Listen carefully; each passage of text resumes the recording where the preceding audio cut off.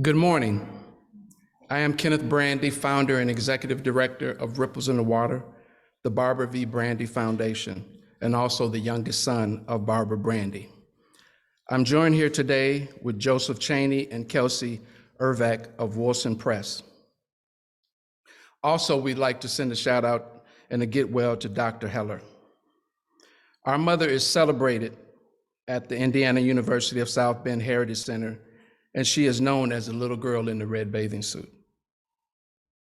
Today we gather in a building that once did not allow people of color to fully enjoy its space due to racism and segregation.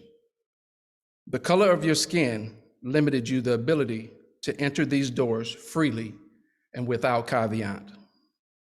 Like many doors, physically and metaphorically, during those times. Even today, some doors are still tainted physically and metaphorically.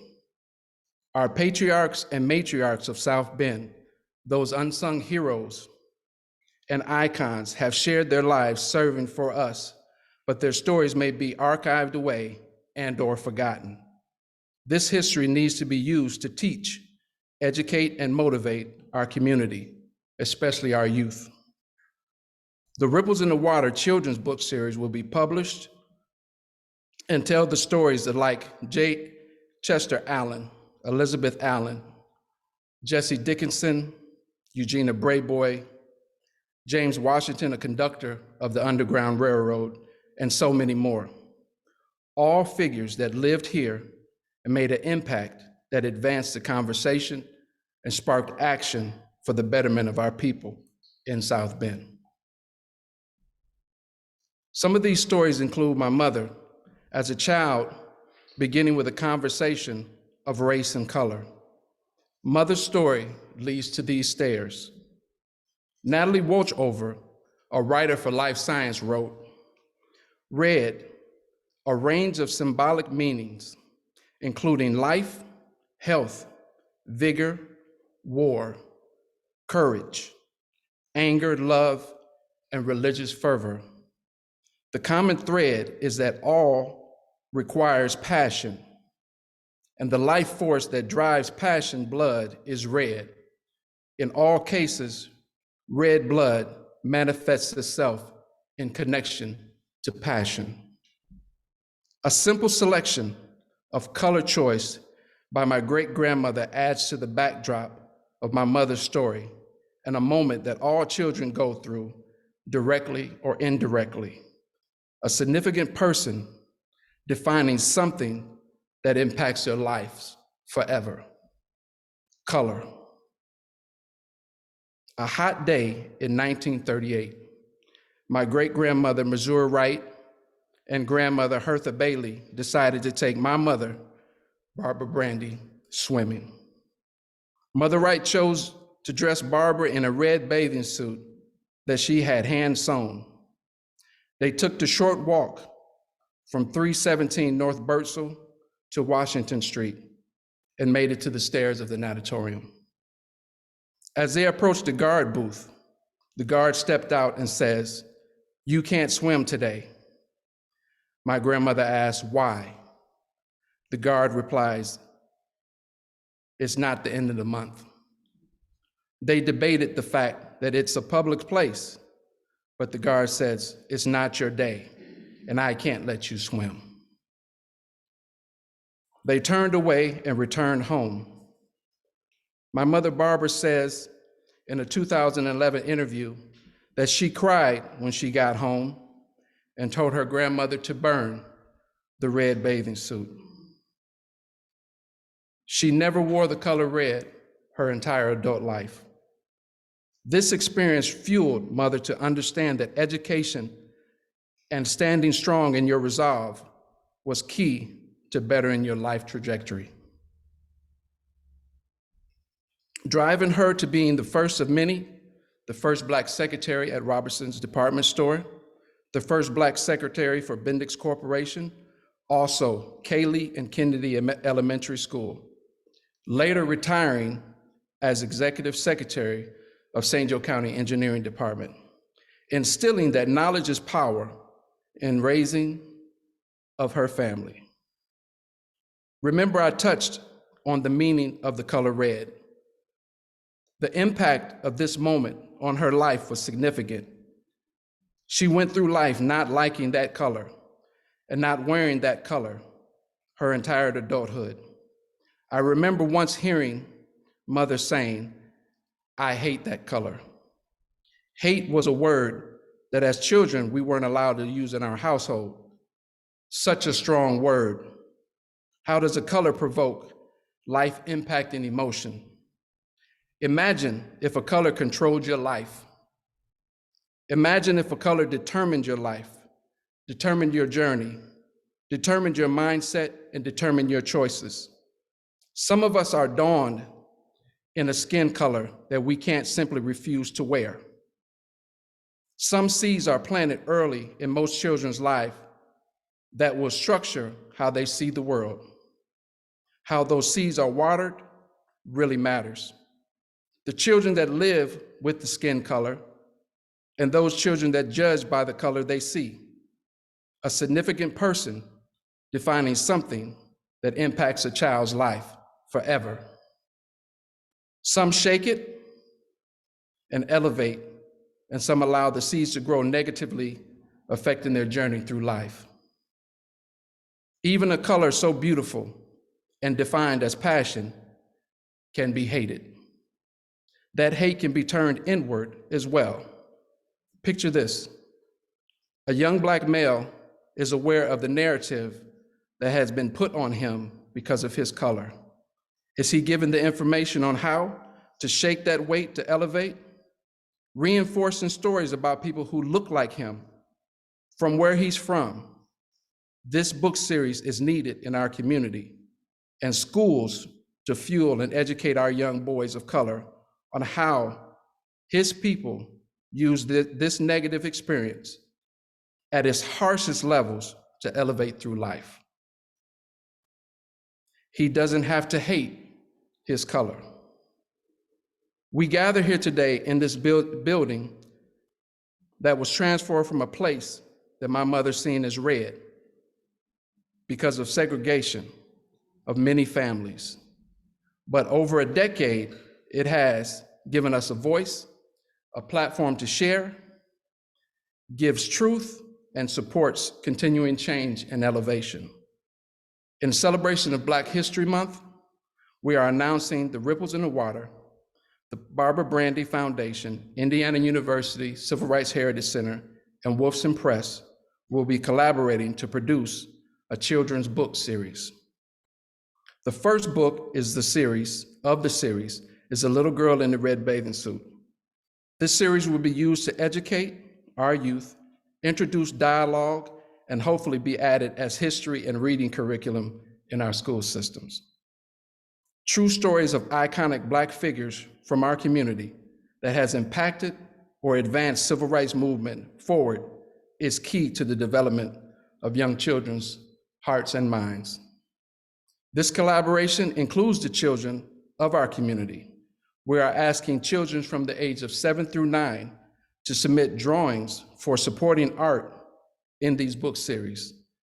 Yes, we will be giving youth of South Bend the opportunity to be published artists. Parents and teachers can go to ripplesinthewater.org, submit-book-artwork for more information. Also, we'll be turning the Civil Rights Heritage Center and other locations into art galleries to show the art of these children from South Bend. We are scheduled for a February 2023 release for the first book of the series. Again, go to ripplesinthewater.org to donate and learn more about our programs. Let's continue to make ripples in the water. I'm gonna ask for Joseph and Kelsey, to come up and talk about their role in our collaboration. Thank you.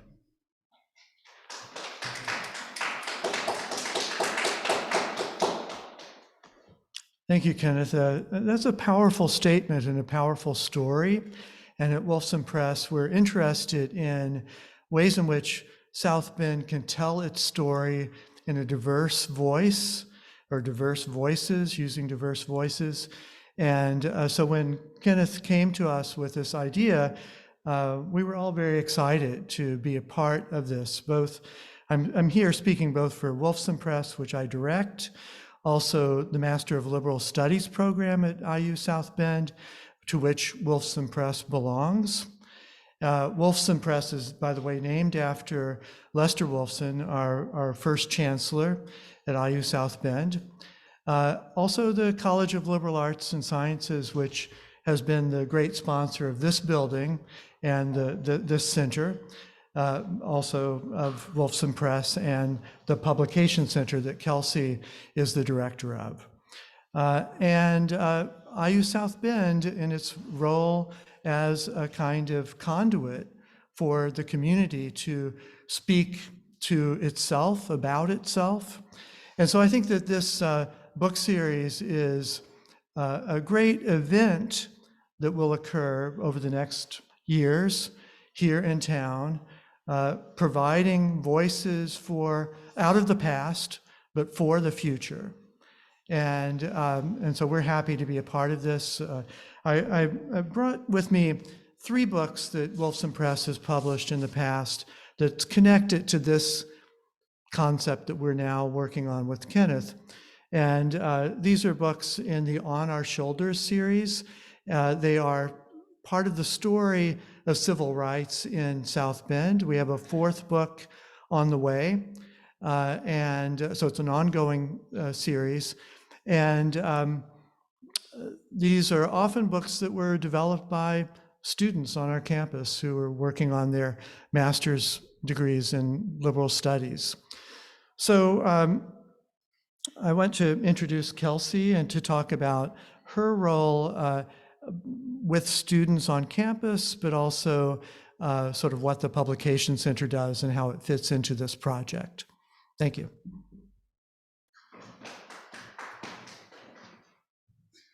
Hello, thank you. Thank you, Kenneth. This is such an exciting project. I'm so glad to be a part of it. So my name is Kelsey Irvik, and I'm an English professor at IUSB. I've been here for about 15 years, and since 2017, I've been the director of the Publishing Center, affectionately known as the Pub Hub. And my role there is to work with students and give them hands-on publishing experience. And so I work a lot with Joe to get students doing writing, editing, publishing, graphic design, even marketing and promoting of books. And so as a creative writer myself, I'm an English professor, I'm a creative writer, and a professor. My passion is storytelling and students, and so I'm so excited to be able to work not only with and bring some IUSB students in on this project and get them experience seeing the manuscript come to life and make it a book, but also to have our students collaborate with local students, the artists who will be creating the artwork for this, and hopefully and potentially even some local students working on graphic design. So I'm excited to bring the community together, IU South Bend students with our local community students. So this is a book I've worked with the Civil Rights Heritage Center and on a couple of projects, and one that I had students working on, for example, was editing this book of Stage for Change monologues, and this was a performance that took place here at the Civil Rights Heritage Center from anonymously submitted stories that IU South Bend actors performed. I'm working with George Garner right now on the African American Landmarks Tour book, and I've got a couple of students working on the design and editing of that project, and we're learning so much about local South Bend history and the buildings on the Landmarks Tour, and I'm extremely excited to have this opportunity to learn more about the people that are involved, many of whom are mentioned in the Landmarks Tour chapters. So thank you, Kenneth. This is very exciting.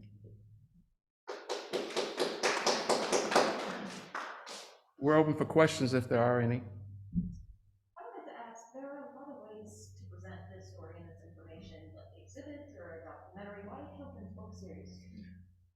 My mother was an avid reader. One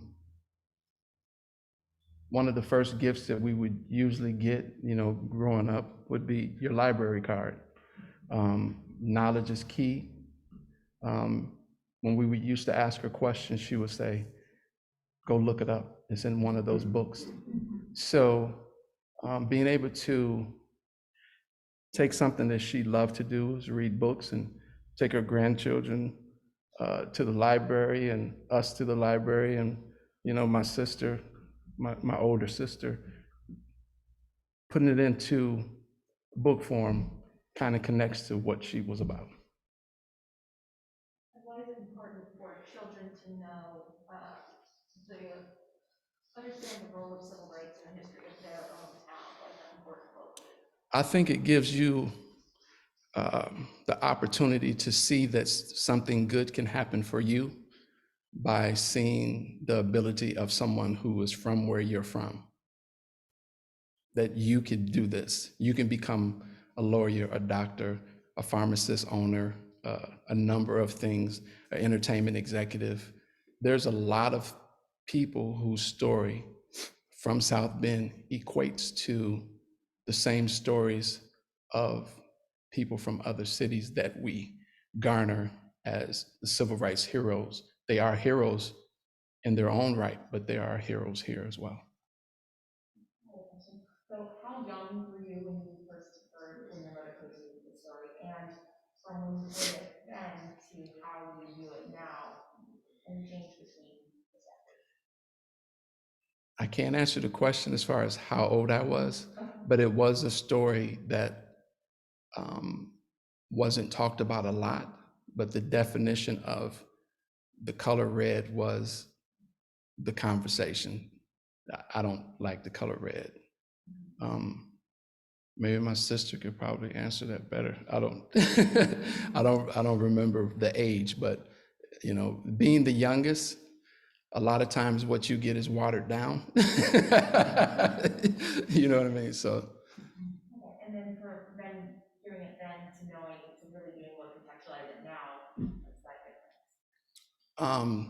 the difference is the way that I take it is, like I explained when I was speaking, how at a young age something can be introduced to you and be taken as a negative, and it will carry with you for the rest of your life. So with me talking about the color red as a color, and then plug in the color of my skin or other people who look like me, that those particular seeds get planted in young children and they carry that particular negativity of people of color with them.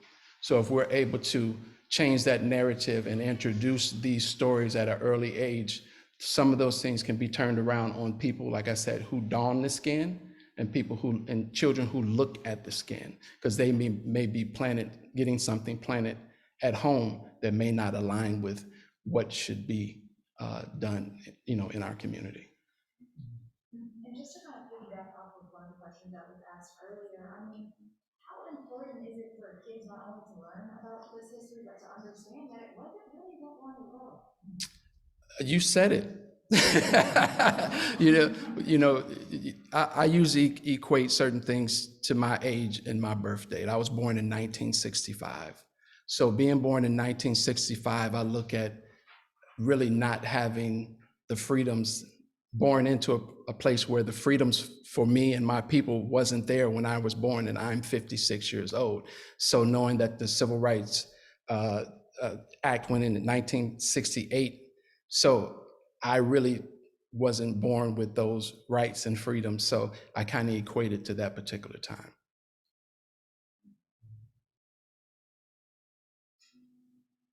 Something that you were saying made me think about thinking about the value of the book, that you could think of these stories, I think sometimes, you can think of these stories about Martin Luther King and various famous people as though they really are just iconic. Whereas I think these local stories will feel to the reader like something experiential, so that they can imagine themselves, they're on these streets, they're seeing these buildings, They know this place and so forth. They can imagine, they can put themselves into the lives of those heroes from the past and see that this is a possibility for them. So I think that's part of our vision here. I think when Kenneth brought this to us, it was not just a book idea, it was a vision. There was a sense of a mission in the community. And I think that if you see a book as a resource of a kind of spiritual kind, then it's not, these books are not just books. You know, they should enter into the life of the reader and become part of their motivation for life. Part of their roadmap. Yeah. Yes. I'm wondering also, what's the duration of this series? Is that beyond that? The duration is as long as we can produce books. And that would be either physical or digital, wherever the future takes us. I think that I have a dedicated family in my children and in their children, that this legacy will continue. And, you know, that's the reason for, you know, launching the foundation, Ripples in the Water, just within what it says, that I'm going to create my ripple. And I hope that the ripple continues with, you know, the legacy that my mother left, that I'm carrying on. Something similar to what Joseph was saying, we often see, you know, civil rights icons as adults, and there are kind of these icons. Why is it important for children to have a story about another child going through this kind of thing? I think it goes back to what I was saying about seeds being planted early. Planting those seeds early can change the life of how someone sees other people, and that is during the building blocks of that age group that we're including in this. That's 7 through 9. Those are building blocks of how children see the world and what they take from it.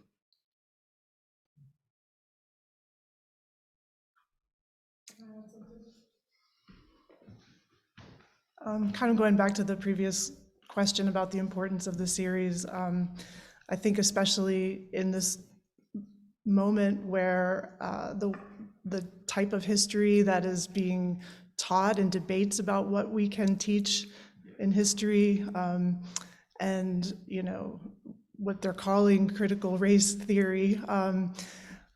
I think it's really important to be telling these stories and just forwarding them on as stories, as our history, as the things that happen, and to get our students hearing about them. So there's no set number for the series, right?